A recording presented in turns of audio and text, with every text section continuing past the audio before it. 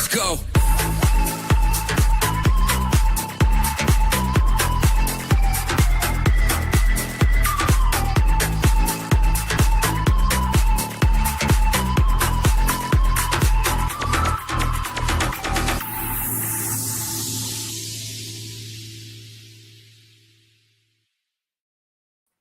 Hello, good evening, and welcome to the Villa Park podcast. It's me, Rich, and I know I did a little video earlier talking about the transfers, but it's great to be back on a live show and with the boys, George and Kev, to preview Aston Villa's first away game of the season. Can we get on winning ways for the season against Brentford? We might have a couple of controversial scorelines predictions tonight, but we'll get into that later.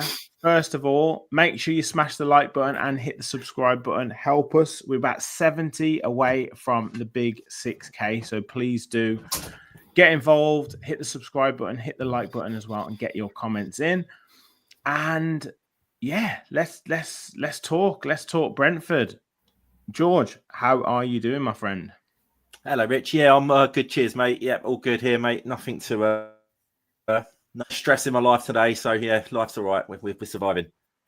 Good. And you were on fans forum duties with Martin on Tuesday night. How did that go? What did we put the world to rights? I think you mentioned on Tuesday. Yeah, no, it's nice to be on. I hadn't really been on much, obviously, over the summer, as you know. But yeah, me and Martin had a little chat the other night. It got very PSR, SCR heavy, as it often does when I'm on. But yeah, we just we had a good go at the cartel and the big six and how unfair it is. But we also threw a bit of counter arguments in sometimes as well. And yeah, we just had a good chat, mate. It was decent. Good. And Kev, I know we previewed Newcastle last week. Shouldn't have bothered.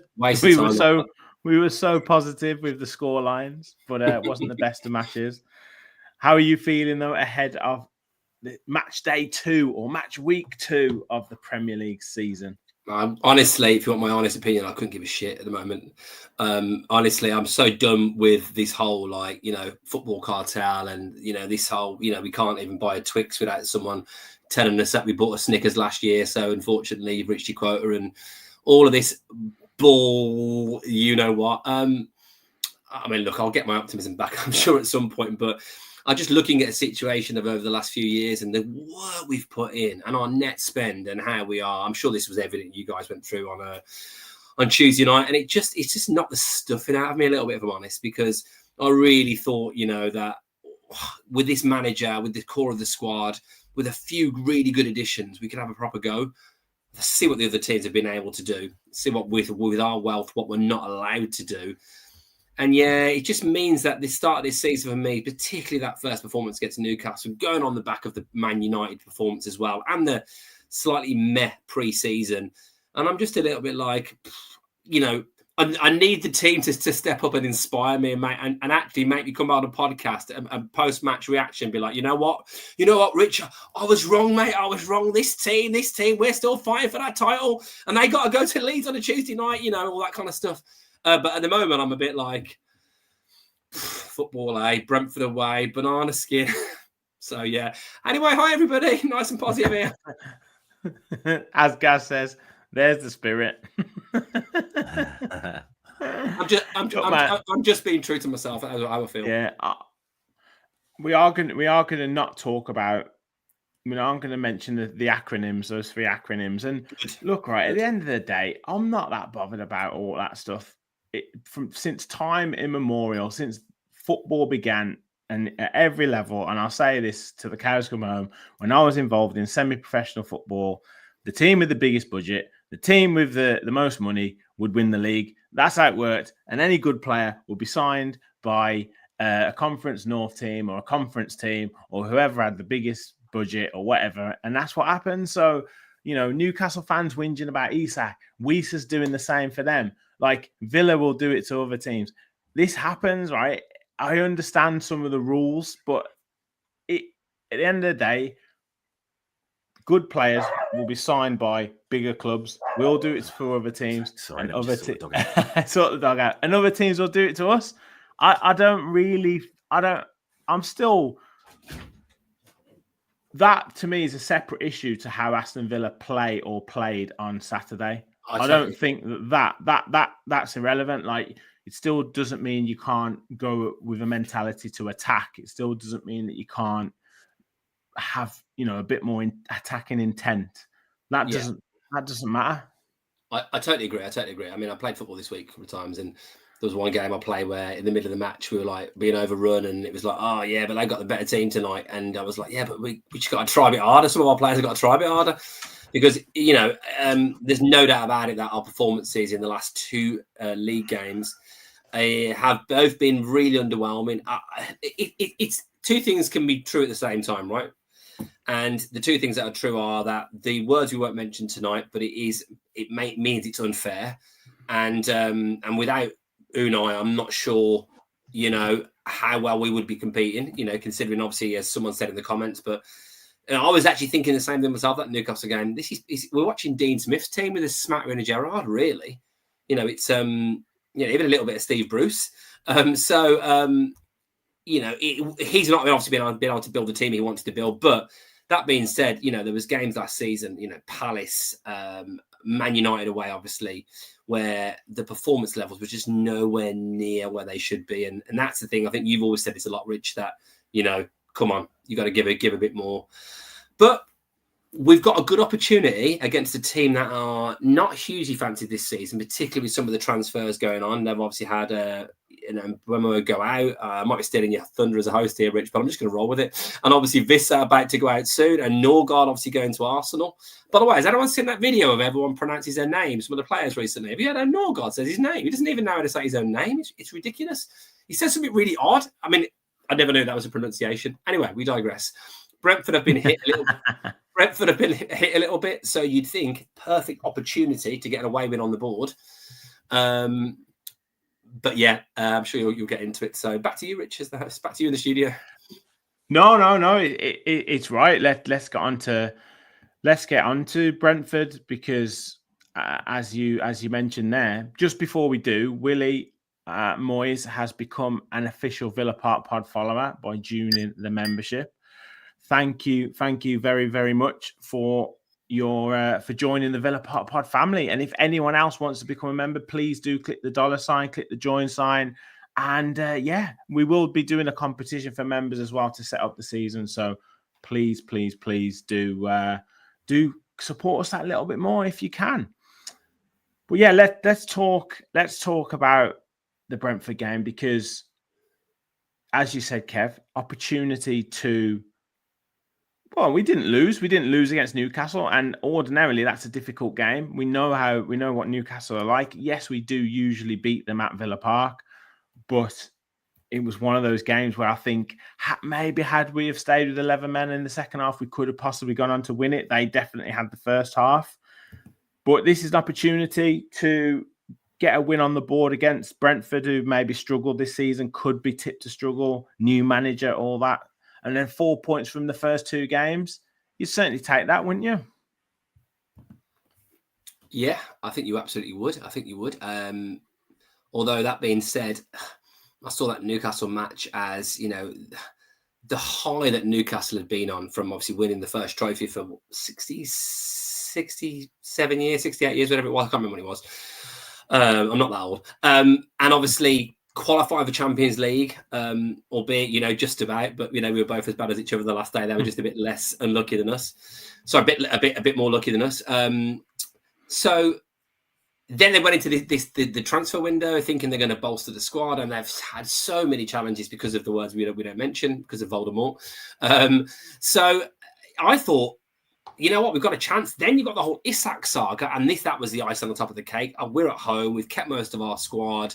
Hang on a minute. New signing, Guessan's going to play, and it's going to be really exciting. And then next thing you know, we looked like the poorest team out of the two teams on the day. I know we came back into the second half, and I thought it was a missed opportunity. So now it would definitely be a good 4 points from the first two games. But if you look at last season, missed opportunities are the things that cost you. You know, our missed opportunity last season was goal, not enough goals scored. You know, one more point. And you've got to look at situations through the season where that can cost you. Now, who knows? At the end of the season, that might end up being a good point. But at the moment, I think we're in such a situation now that going into the next game, it feels like if you don't get a win in the next game, then people are going to start really asking questions after 2 games of the season about, hang on a minute, because last year we beat Newcastle at home and we beat Brentford away, if my memory serves me right. So, you'd obviously be 2 results worse off than you were this time last season. So, yeah, the positivity can clearly come back quite quickly. But I don't know. I just felt the manner of the performance first day of the season. Part of me at one point, when I was at the game, I was a bit like, oh, is it just because it's first game of the season? And you see how some of the other teams performed. You see how Sunderland performed, and you see how Liverpool performed, and you're looking at teams like Leeds who are full of energy, and you think, you know what, there was just something a bit off. So we need to get that back, and pronto. Yeah, I agree to a certain extent. I mean, the teams that got beat probably wouldn't say that they were that happy to be back in Premier League action. I mean, and then Chelsea, I think, did they get held against Crystal Palace? So they've had a lot of signings this pre-season. They've had a lot of sort of hype about them, and they obviously didn't get to winning ways this first weekend. So look, a lot of it can be made. I know that, and it's all about trying to get off to a good start. But where do you draw the line at that good start? Is that good start at 6 games? Is it at 3 games? Is it at 1 game? I don't know. I'd usually sort of reserve judgment until sort of the first 6 games. That's how I would myself. Yeah, I think you need to be realistic about it, right? I mean, I'm clearly just disappointed that it's the hangover from last season, and I'm adding to that, the coulda, shoulda, woulda against PSG, the terrible performance against Palace. Winning 8 of the last 10 was brilliant, but the 2 that really mattered, I mean, you can argue when Newcastle mattered, surely Brentford away mattered, but was the Man City one, because that's when we could have mathematically confirmed it for ourselves, as in like it being in our hands. And then obviously Man United won, and then you go into this season, and like I don't want to go all crazy and be full of hyperbole and be like, oh my god, this is it now, it's over, terrible start after 2 games. But it just kind of feels a bit bigger to me, because you want to get off to a good start.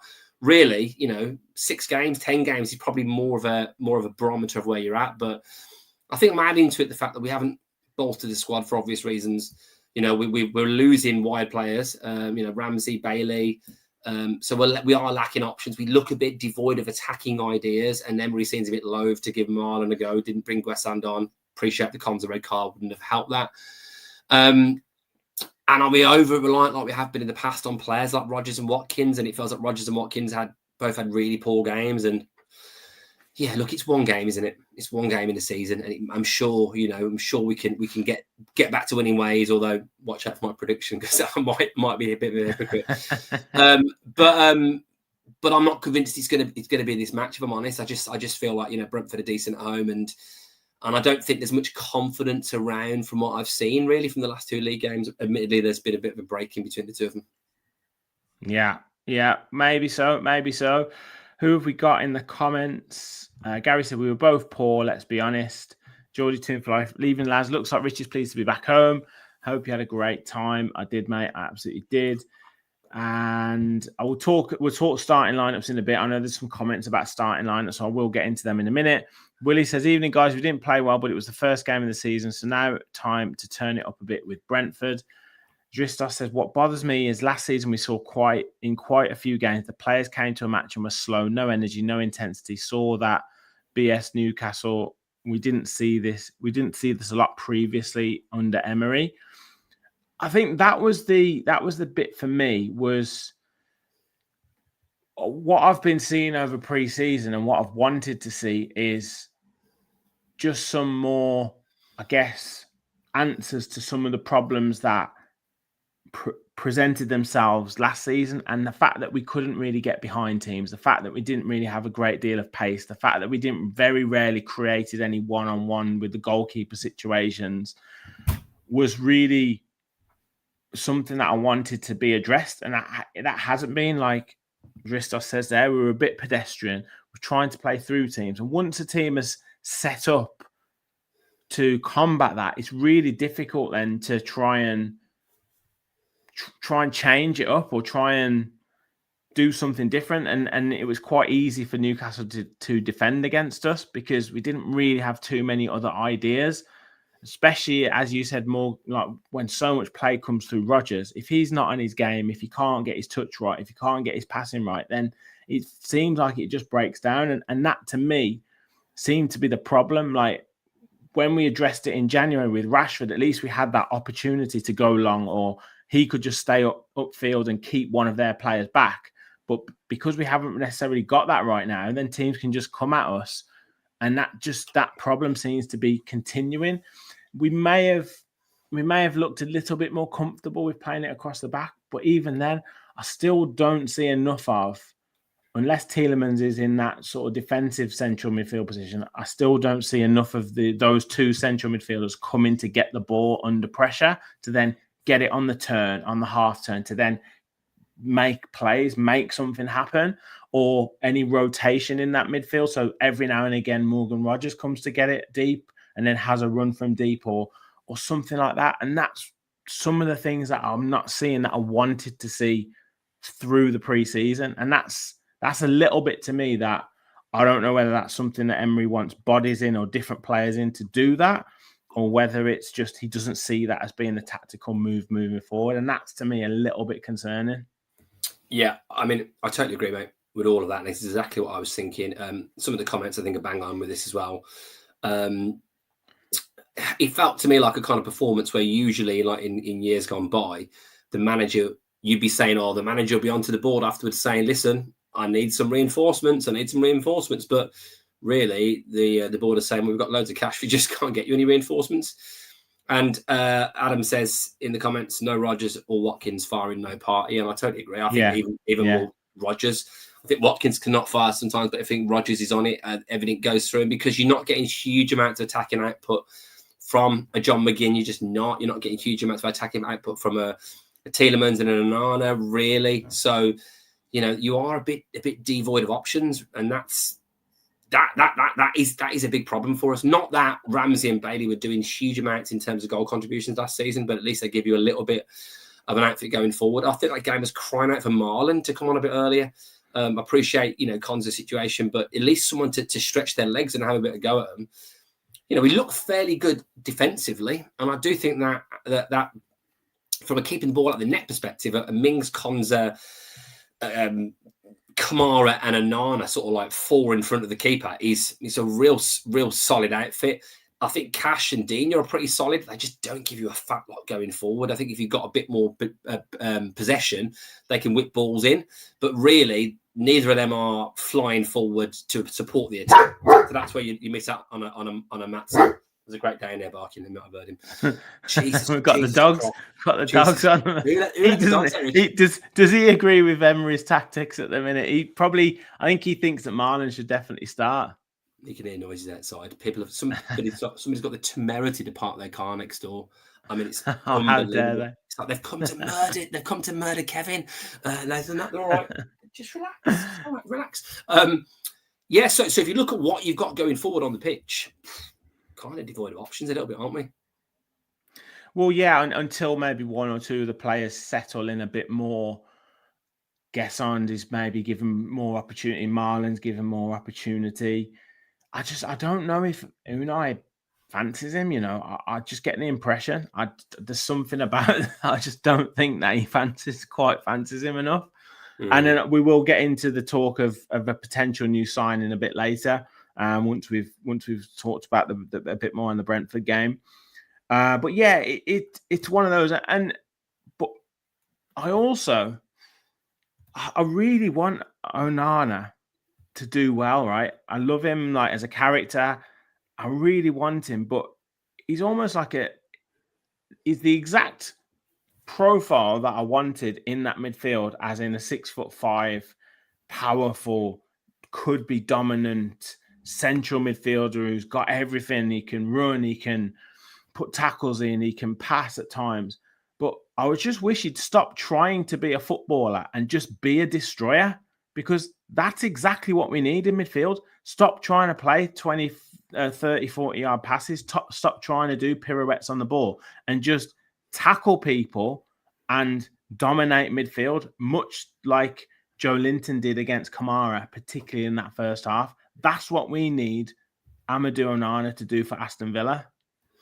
Yeah, but then the thing is, if you're not getting much else going forward, then he's I actually think he's got quite a bit to his locker in terms of like he's stretching his legs. He just kept giving the ball away. No, I mean, drive with the ball through midfield, dominate play, but stop trying to finesse everything. Yeah. Just be a dominant, simple midfielder, win the ball, run with it, and then shoot or give it to someone else. Don't try and do a pirouette on the ball or a step over or this or that. Just do your job.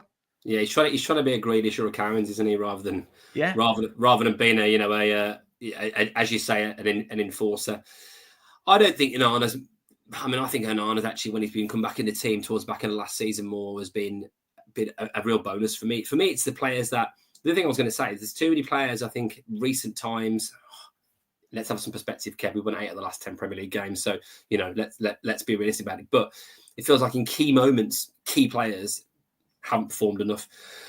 And I'll name, I mean, at the weekend, let's take one game, fine. But, if you look at the Wembley match, Palace, look at the Man United game, players like a Tielemans, players like a Digne, players in that team you might expect a bit more from, like a Rodgers, although he did score a perfectly good goal against Man United. But, generally, it does feel a bit like the touch is off, the willingness to go forward isn't there anymore, the sort of progressive passing.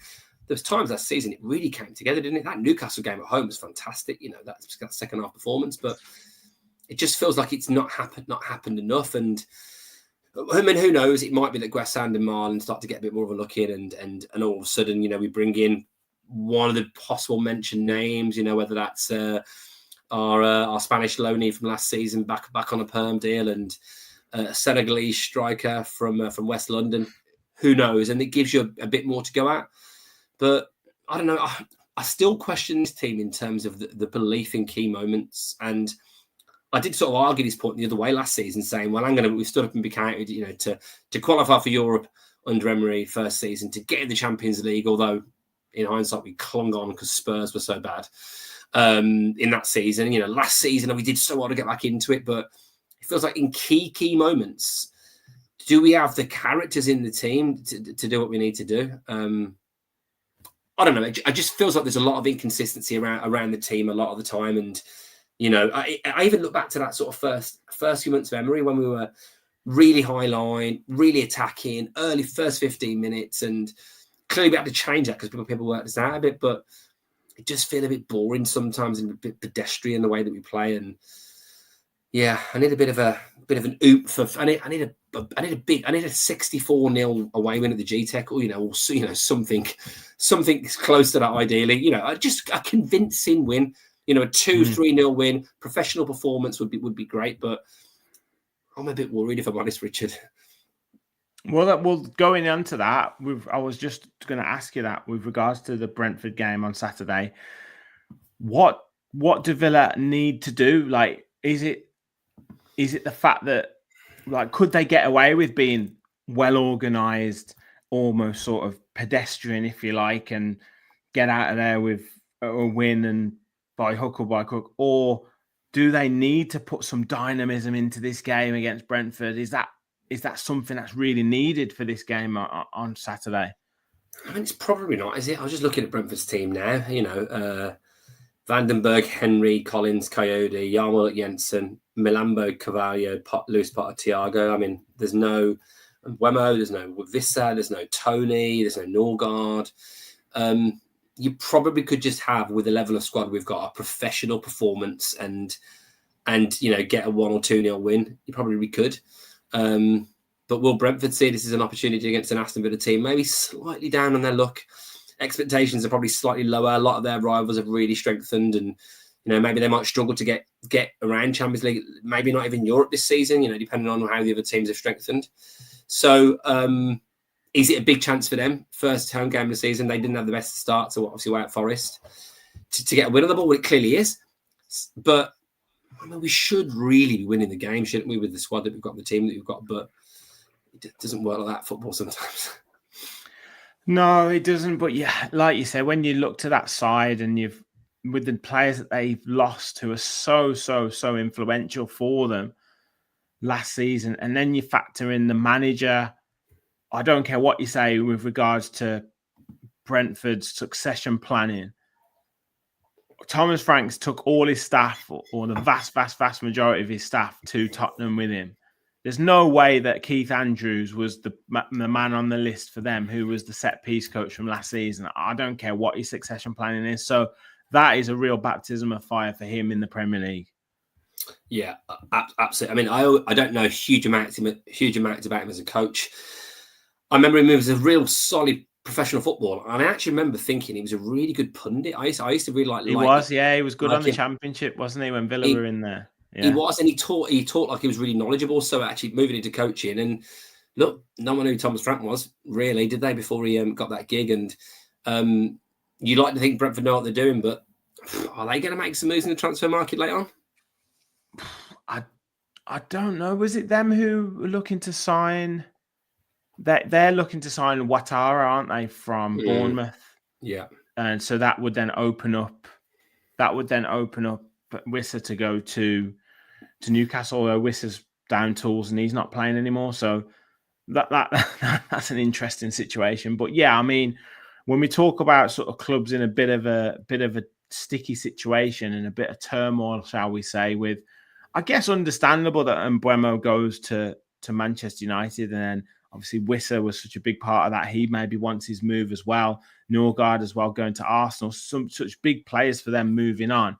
It's going to be difficult for them, isn't it, to kind of continue to keep bringing through players in that manner. So we have to be seeing it as an opportunity, despite our sort of ups and downs, should we say, over the preseason. I mean, to be honest, I was saying we've actually had a settled preseason in that we haven't had loads of players joining us at different times of the preseason, coming in without certain levels of fitness and being injured. But I understand your sentiment is we didn't quite see that starting the season off with a bang. So hopefully we can make it this weekend, maybe just a week too late, and capitalize on some of the situation at Brentford and really put a marker down for the season. Well, hopefully. I mean, I think with Brentford's an interesting one. Is it, as you say, Norgard's gone and Mbeumo's gone. Ouattara's clearly just come in. Thanks for confirming that. But if Vissa goes as well, then and if they don't bring anybody else in other than Ouattara, are they basically just saying we don't fancy it anymore? Well, Brentford haven't spent loads of money in recent years. You think they'd be able to use some of that cash, but while they're letting these players go, I mean, who knows? I don't know what the strategy is, but they've been a consistent Premier League team for a few years now, and obviously not really been in relegation trouble, and yet now they're one of the fancied ones for being in the fight, at least because of obviously they've lost such key players over the last few seasons. I mean, Ouattara seems like a decent player, but I think with Brentford as well last season, this would be interesting for if it is Newcastle where Wissa goes, and if it obviously with Mbeumo at Man United, are they just two players that had one really good season? Can happen, can't it? I remember Charlie Austin getting 18 goals in the Premier League, and Danny Ings had a really good season with Southampton, and probably wasn't at that level again. So you can have a really good season. Plenty of players have done it, but can you do that consistently? Brentford for Villa should be a game we want to win if we've got any designs on finishing top 6 at least, let alone top 4. And that's still my hope that we can do that. And no games are easy, but I think it's also interesting you say, Brentford are probably a little bit down on the luck. There's not that many teams in the Premier League that you couldn't do a preview on and say, they're a bit down on the luck. There's not many teams at all, really. You probably say Arsenal are okay and, clearly Liverpool, but I think everyone else you probably make an argument for, couldn't you? Yeah. I mean, West Ham aren't happy about their season, and no. I think Sunderland are pretty happy at the minute, to be fair. So yeah, but one win, are they going to stay up? You got to, well, exactly after last season. Yeah, you could be really negative and say it about everybody, but yeah, I mean, by the way, can I just say for Sunderland and Leeds to both win on the opening day, I mean that for two of the teams to get a win was was really good to see. Actually, that actually gave me a smile over the weekend, because it's like, you know what? Usually it's just like defeat after defeat after defeat, isn't it, for the new team? So yeah, nice that they got that off the mark, and they can follow that up. Then all of a sudden, it's maybe not nailed on for the promoted teams to go down again. Absolutely. A few comments coming in around about how Villa need to approach this game. Villa still like a leader who's at and drags players up, no aggression. John, the Belching guy, said we need some fast play. Nick says Unai's a cautious manager. He won't throw players in unless he's 100% certain they will not let him down. He needs to take a risk now and again. Marlon is a classic example. Bear in the Garden saying we need to move the ball quickly. And John said the faster the game, it suits Watkins. British Mix said away, I'd say the win is all important, but against the weaker teams at home, I want us to see us go for the jugular and be pacey with it. And Alex said Brentford never lose their home opener. We can win if Unai unleashes our studs, i.e. Marlon, Rodgers, Gesson behind Ollie. What else we got? Adam says Whisper is in training for them today. Scotty said we've got no exciting to get you off your seat players. If Rodgers is off it like he has been, yeah, I agree with that as well. I think we need pace. We need something just to scare teams, which is what we really want and what we pay our money to see. So talking about Villa, and a couple of the comments there saying we need to unleash Marlon, we need to potentially put Gesson in there. What do you think we need in terms of personnel then? How would you approach it? Because if we go back to Saturday, maybe more of a cautious approach, certainly more of a narrow team. We had Onana, Kamara, we had Tielemans, Rodgers, McGinn out on that wide area, which I don't like. And then particularly against Newcastle as well, you want him in the thick of it. And then Watkins up front. What would you be looking at Aston Villa doing more on Saturday? Wide players for me with some pace. I think that's a key area. I think we need an Asensio type unlocker of defences, So I do have my concerns about Asensio because his latter end of his loan spell was not great at all. It looked like one of the players that was a bit off it a lot of the times, but you maybe got to trust the coaching staff on that one. But we need some pace down the sides. I mean, we need a proper right back still. I still think that Cash is much maligned, and I think he actually defended really well. But it was his poor cross that cost us, obviously, the sending off, and it was his poor back pass that cost us against Man United. So, he does get a bit of grief. He actually doesn't live too far from me, so I hope he's not watching this because I might bump into him in the village. And catch him walking the dog. Yeah, you said this about me. Tell him what are you doing crossing the ball there? Play it. Anyone with an ounce of knowledge knows you put the ball in the area in front of where the attackers are going for. You don't put it behind them, certainly not to the edge of the box. Although if I do see him, I'll just want to caveat this, mate. I did say this in the pod that it was still basically just outside our box, so they had to travel a long distance for that, didn't they? Yeah. But yeah, we've been saying it for years. I mean, Cash has been, got to give him a huge credit. Step up from the Championship and do what he's done, Champions League and become a Polish international. He's done brilliant. But I like to think we're probably, if we've got designs to be top 4, top 6 team, we've got to strengthen that area. We had Bailey a couple of years back causing mayhem down one side. We've had Ramsey at times doing the same. We had Diaby with his pace. Now we're a TBC with West Ham. How he's going to work out in the Premier League, like a lot of players have struggled. Marlon, as you said, does he fancy him? Is he even on his radar as someone who's going to start? It hasn't seemed like that's been the case so far. Watkins looked really great pre-season, but wasn't great on the weekend. Didn't do a fat lot. I just think we need pace, mate. We need some pace. We need somebody that's going to stretch defenses and maybe have a trick in them and get some goals. I think about those days when Bailey was banging him in and Diaby was banging him in and McGinn was getting a few. Douglas Luiz was getting 10 plus. My God, someone said in the comments, will Sunderland outscore us? Probably.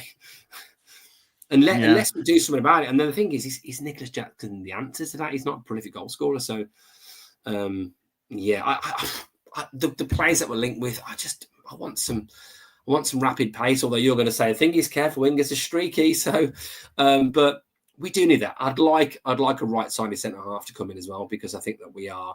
If we're looking at having Kamara there, right, looking at having our best midfielder having to play in defence because of one suspension, then that's a bit of a concern. we're all right in left back. We're all right in central midfield, particularly like CDM position. I think we're all right in goalkeeper now. It's another thought as well, Richard. I was thinking with the whole FFP situation. I'm just going to mention it once. Is there still a possibility that Emmy might go without, you know, how well Bizot did? I know it's one game, but is there still a possibility they might see it as an opportunity? I mean, I think it's unlikely, but if something needs to happen to make something move to get someone in, is that a chance to go, out? Man United might want him for X million and we can bring in someone else for that?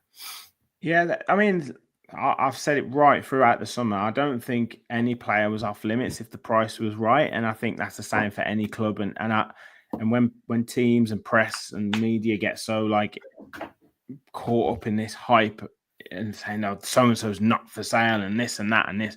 Listen, every player is for sale if the money is right. So now that I guess the talk is on Morgan Rodgers and Tottenham. First of all, I don't think Tottenham's a big enough move for Morgan Rodgers. But second of all, if any club puts down, well, let's say it's 80 million that they're saying right now. I don't think that's enough for Aston Villa to entertain selling him. But let's say they put 120 million down. Well, he's going to go. Like, you know, you're going to take 120 million pound. I'm sorry, you're going to take it. So if on an Emi Martinez situation, you went, right, are they going to put down 50 to 60 million for him? Then yeah. But obviously, you've also got to factor in, are you going to be able to get someone in quick time to replace, or are you going to be able to utilize the money that you're going to get to be able to strengthen the squad? So on that front, I don't see any other big moves happening out to Villa. I think we've done what we've needed to do. I only see a couple of moves coming in that are probably loan moves, but there will be decent players. And I think that's about it. I can't see Watkins. I can't see Rodgers. I can't see Martinez because I just don't think the time will be enough for us to get someone in. That being said, as I said before, if an offer comes in that is just crazy, then they're gone. Yeah, it's really unlikely now with the fact it's like, you know, the back end of August. I just think that if the talk is very much that we are struggling and money is so tight and we can't do anything, you've got a big opportunity there with a keeper who's well into his 30s now, who we think probably wants to leave at some point. And it just depends how they feel about Bizot, and is the drop off that much that it costs you that many points? I mean, we've seen him on one game and I think he did great, but it's one game and he's been brought in to be back up and he kind of knows that. But if you wanted to make something happen, could you say, hang on a minute, we can get 40, 50 million for Martinez, who knows what it would be. And with that, you can maybe then strengthen the team. And let's talk about it for a second. Is this team better if you can buy? I'm not going to get someone that cheap, but you buy a 30 million pound wide player and a 20 million pound defender, or a 40 million pound wide player, and a solid, well sought after young 10 million pound defender, and get 50 million for Martinez. I don't know. I mean, I think right now, if you said to me, you can get a top notch fast wide player that's going to be attacking, going to be like Bailey that season in terms of the output, the goals, assists, etc. But you've got to have Bizot and goal all season. I'll probably take it right now because I just feel like we're really lacking those areas. And if it is Jackson and if it is Asensio, I think both of them would definitely add to our squad. I think Jackson is a bit unfairly criticised. I think he's actually a really good player. Unai and him would get on like a house on fire. He loves Unai. Unai loves him. So, and I think he would give us a real option actually up top. And obviously Asensio's got quality, but has drifted in and out, towards his spell with us. But I just like someone that's going to be a bit, give me a Tony Daly, Ashley Young hybrid sort of player, Yeah, we need someone to put a bit of spark back in, or at least get one of the current Villa crop to step up and start delivering. But yeah, I think, as Adam says, we shouldn't be afraid to sell someone for big money to then buy. And I said it earlier on when the season's finished. Like, if you really wanted to improve the squad, then it's Morgan Rodgers that you sell, because anyone else that you sell you're only going to have to replace that player. So if we sold Watkins, you have to buy a striker of equal or the same value. You're not strengthening the squad, you're just getting another player. If you sell, yeah, fair enough, we could say Bizot is a adequate replacement, but is that too much of a risk? Are we just sort of saying after one game and the bar was pretty low with Robin Olsen. What is he going to be like after 10 to 15 games? So if in theory, if you get rid of Martinez, you've probably got to get someone of equal or at least potential value. That's difficult. So for me, the only one player that you've got who will allow you to buy multiple players with the sale of him is Morgan Rogers, but that isn't going to happen. We're not going to sell him. So no. I think we've got to do a season of, this season has to be right. Some of you players that underperformed last season, you need to book your ideas up and play like you know that you can play, and we know that you can play, and turn it up. And and then Unai's got to do a bit of wheeler dealing with what he's got to bring some players in who can add to a bit of spice to what we've got, and that's what we've got. That's what we've got to do, and we've got to see how we get on this season with that, and then maybe next preseason, we've got more freedom, more kind of wriggle room to be able to bring some real strength into the side, and that's what we've got. However, that being said, I do think that the team that we have is more than good enough to do a job on Brentford, and that's what we need to do essentially this weekend. Martin's predictive lineup is here, and everyone else, get in the comments. Let me know your thoughts on this team. Do you agree? Do you disagree? Would there be any changes that you would make? But he's gone for Emi in goal, Cash, Mings, Torres, and Luka Dean across the back. Kamara and Onana in midfield with Yuri ahead. And at this stage, it's got it as a 4-3-3, but we know it's the kind of box midfield. But he's gone with the same front three, effectively, of McGinn, Watkins, and Rogers.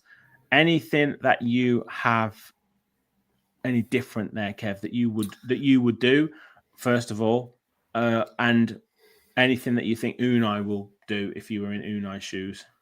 I think Unai will probably do that. So yeah, but I would do a lot different to that. I don't think that the players' performances means that some of them deserve to play the next game, if I'm honest. You know, and if you've been brought in at the level Guessan's been brought in and he's fit, then I'd give him a go. Start him. I mean, where does he play exactly? Is he play on the right? Is he through the middle? What's his? Where is he? Who? Guessand. Well, I think looking at someone like that, and Martin did a good piece on this. It seemed like, if I remember right, a lot of his goals came off the left, but he can operate left and right.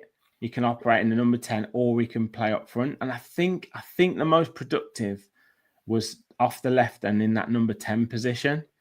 Mm. So maybe he's going to look at him as that hybrid position where Ramsey was, if you like, in that sort of left half position. But I don't know. It's interesting because he came on, didn't he, for 20 minutes in that game against Villarreal, was it? And looked quite sharp.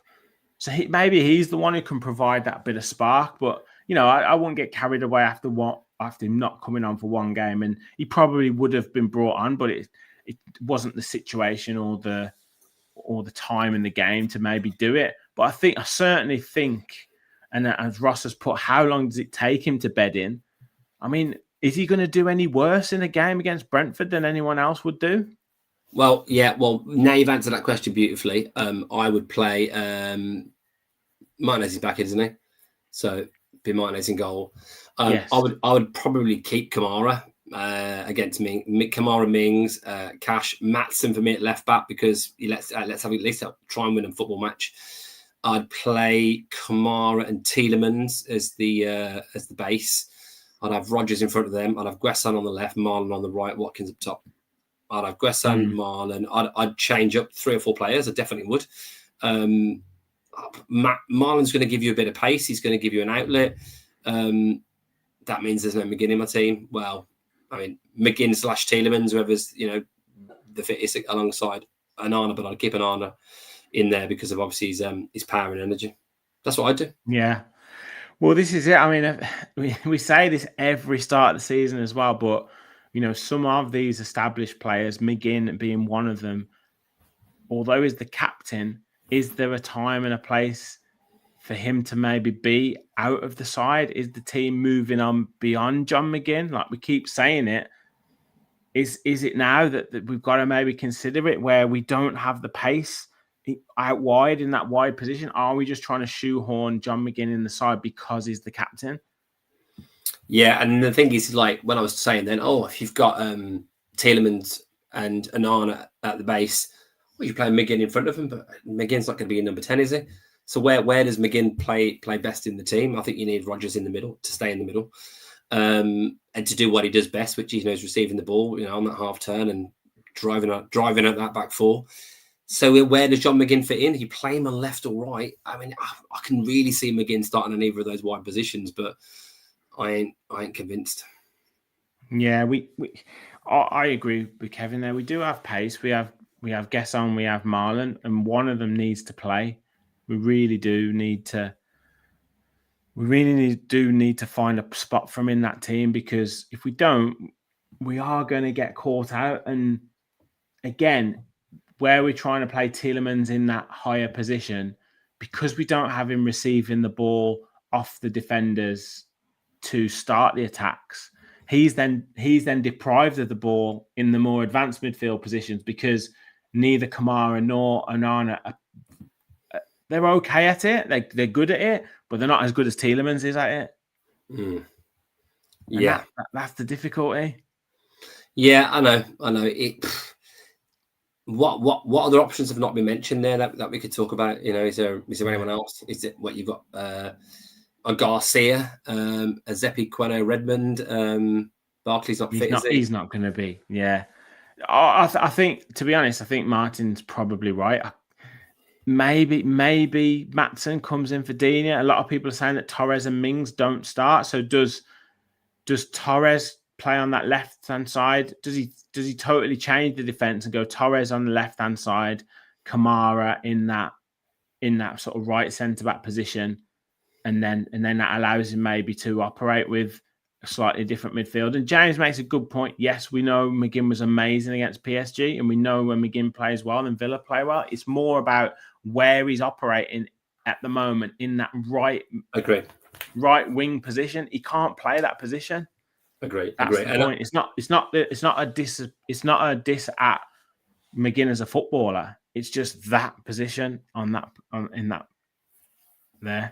I think whatever happens, I think the man with the greatest name in the comments, my namesake Kevin Jeans, says it perfectly. It's staring Emery in the face. Maatsen and Marlon have to start. I totally agree. Pace, ideas, energy. You want to have a go at it, and that's what my disappointment was with Newcastle. We did have a go at it, even though you say, Konza, you're being steady. It's like we clung on against a team that didn't have a number 9, that looked really devoid of ideas themselves, attacking wise. And that's why I would have liked to have seen us to be a bit more progressive, to at least have a go at it. Yeah.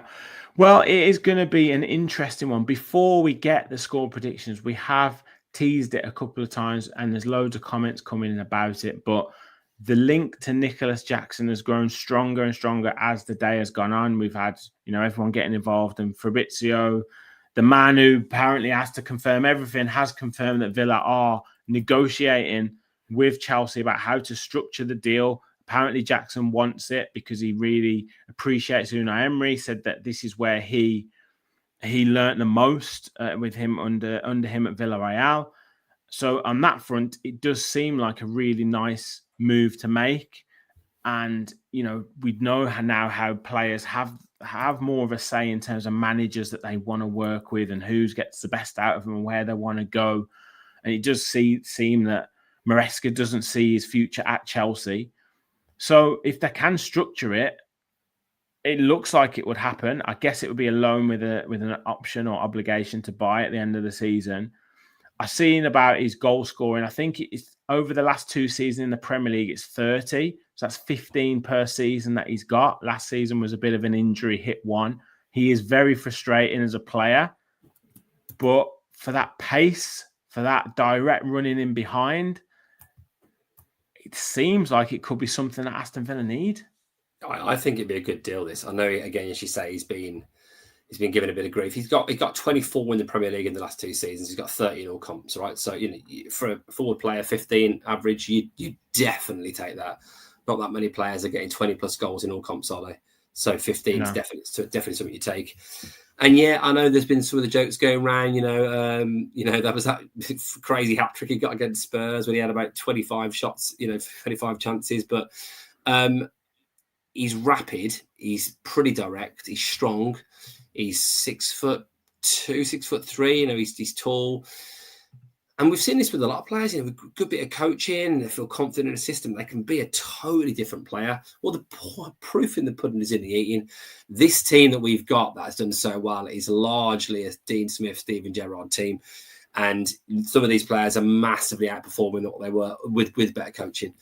So I think he gives us an option if Watkins isn't around. He gives us another forward option there. And I think he'd be an asset. The money, clearly, some of the money that Chelsea were asking for seemed a bit crazy. They're obviously trying to get cash in their coffers to do the things they want to do. But yeah, I think that Jackson is.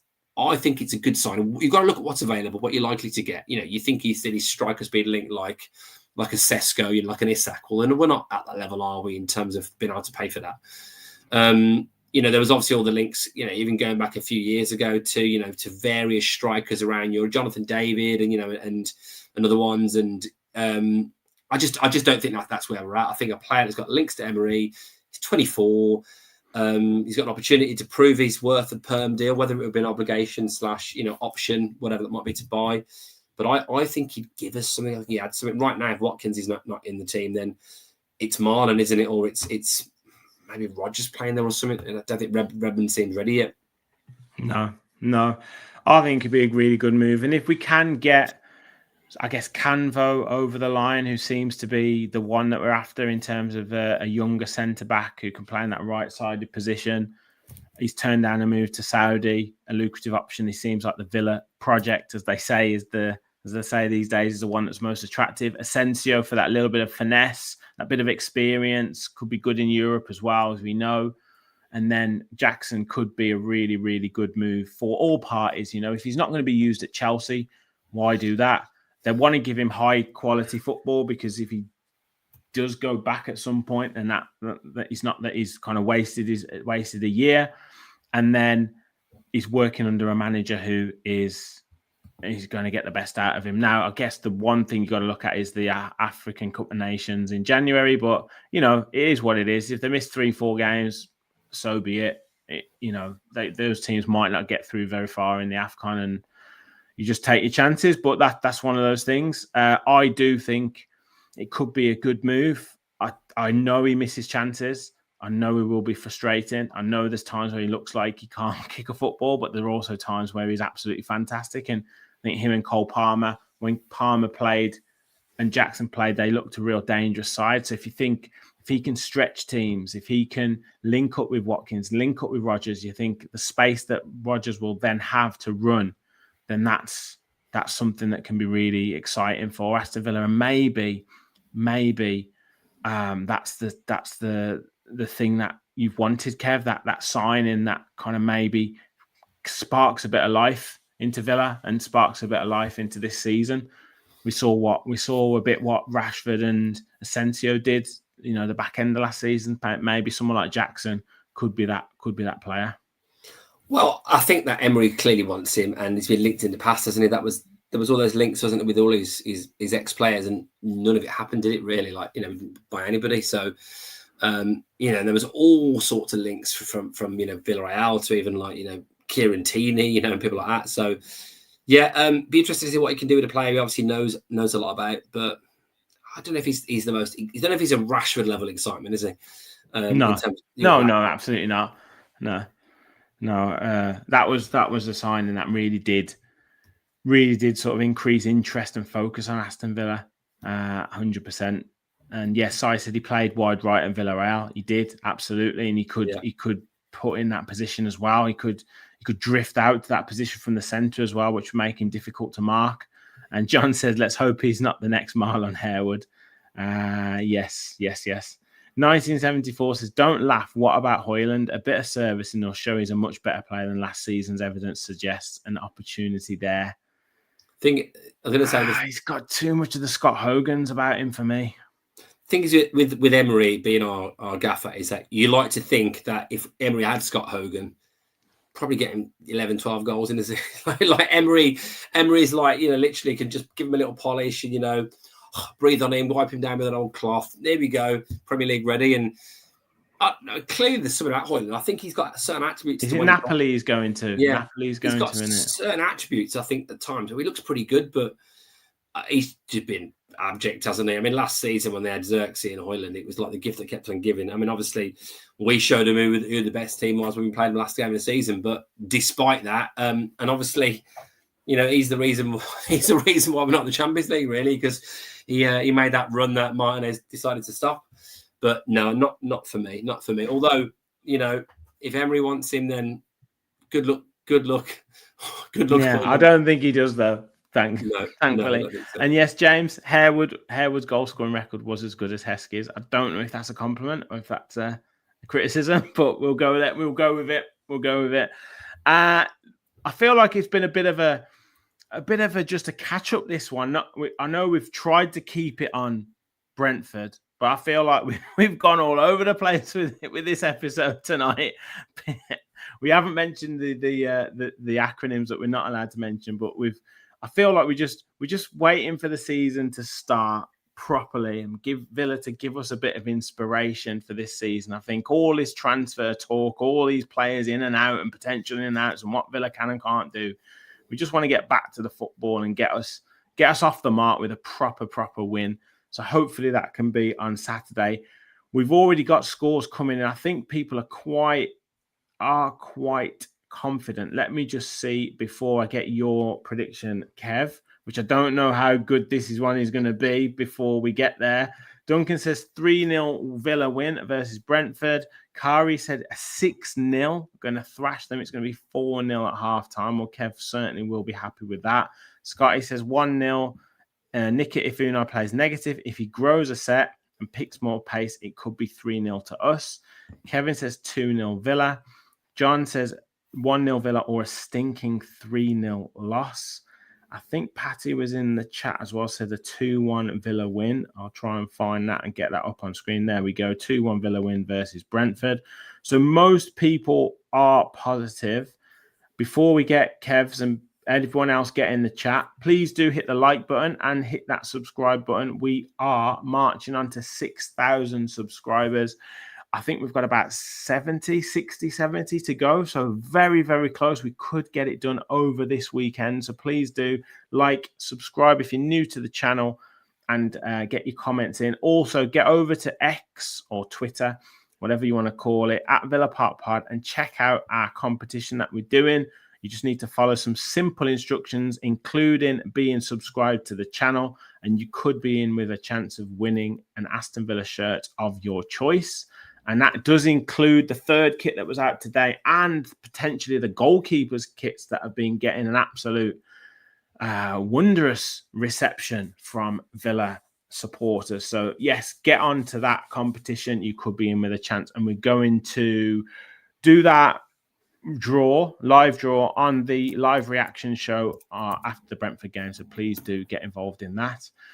Let's have a look at some more scores. So Geordie Toon for life. Yes, mate. We like that. 3-1 Villa against Brentford. Ross says he'll take 1-0.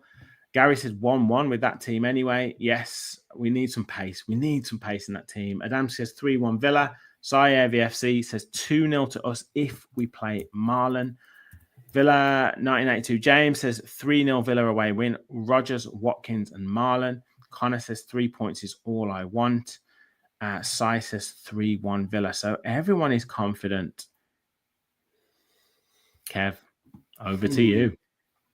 I think it's going to be Brentford 2, Aston Villa 0. Yeah, I know. And I was like, is this the same Kev that used to predict us to be everywhere? This is not the same Kev. Yeah, I just feel like we're in a bit of a moment at the moment, and I do think it's probably going to be the team that mine popped up there. So I just saw Curry correcting my spelling in the comments there. So sorry, is it Guessand rather than Guessand? Yeah. So, yeah.